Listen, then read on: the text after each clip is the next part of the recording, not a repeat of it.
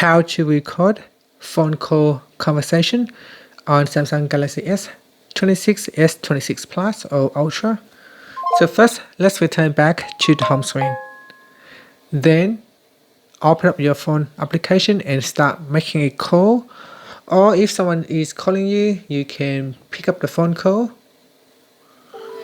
So here, I'll pick up the phone call, and during the phone conversation, tap on more, then tap on record.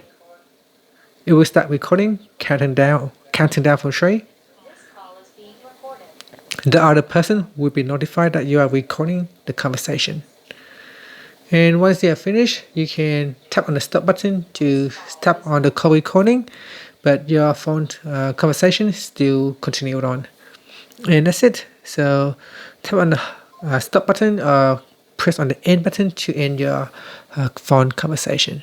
To view your voice recording, you can go into your apps screen, tap on the Samsung folder, then open up the voice recording app. In here at the top, tap on the menu button and choose call recording. And then you can find your call recording based on the date and time. And then you can tap on the play button. The other person will be. And that's it. Thank you for watching this video.